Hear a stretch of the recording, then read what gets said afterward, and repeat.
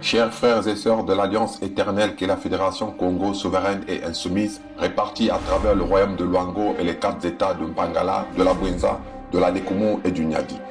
Chers frères et sœurs Congo vivant en dehors de nos terres ancestrales. Chers frères et sœurs africains authentiques nés de la matrice commune Mama Africa. Vous avez été très nombreux à m'interroger au sujet des relations diplomatiques qu'entretiendrait éventuellement la Fédération Congo avec les terres du Mali et du Burkina Faso,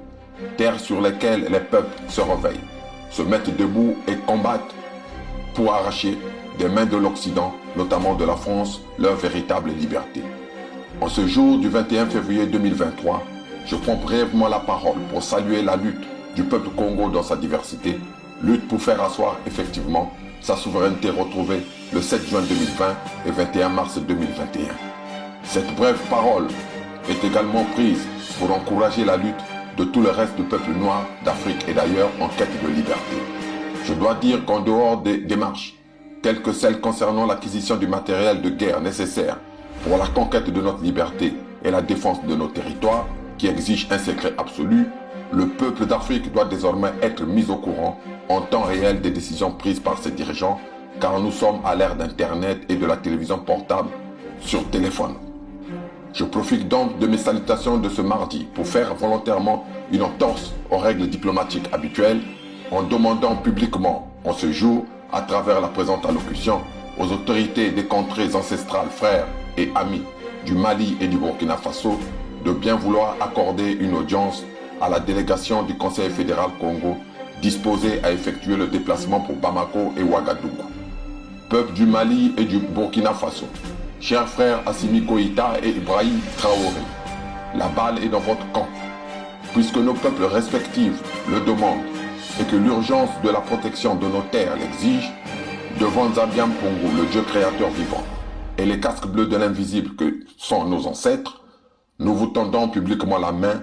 et par conséquent attendons votre invitation afin de vous réitérer de vive voix et sous le regard heureux de notre peuple uni, la démarche de la Fédération Congo souveraine et insoumise qui a consisté à annuler les traités ancestraux passés avec les peuples venus d'ailleurs, venus de l'extérieur de notre continent mère et aîné de tous les autres continents.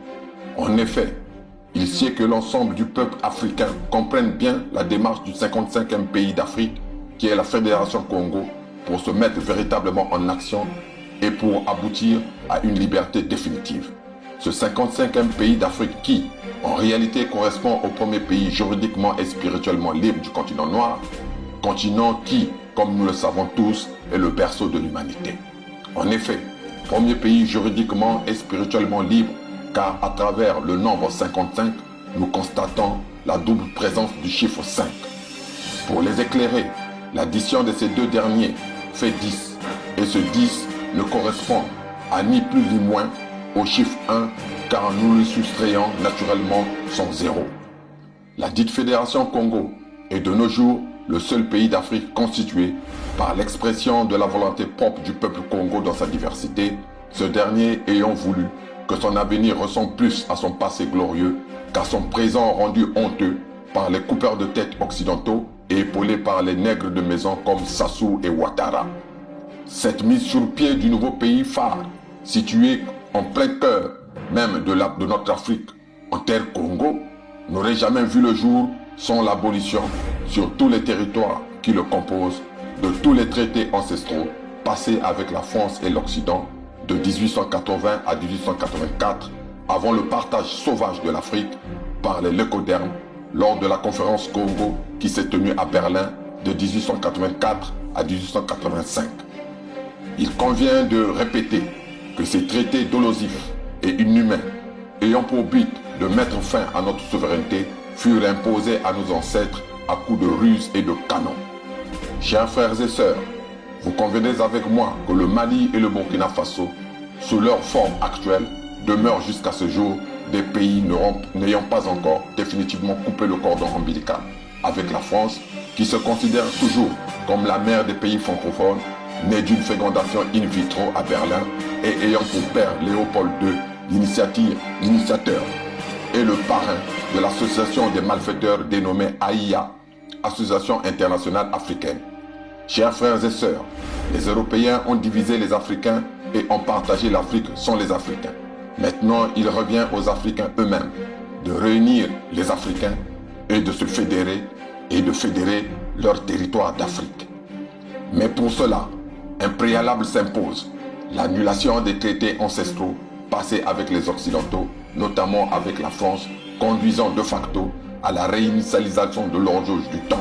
permettant le retour de Dieu créateur premier en Afrique pour le bien de tous les Africains et partant le bien-être de toute l'humanité.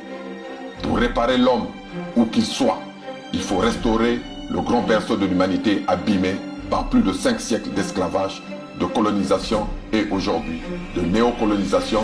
à laquelle il faut mettre un terme définitif. Vive le Luango souverain et insoumis.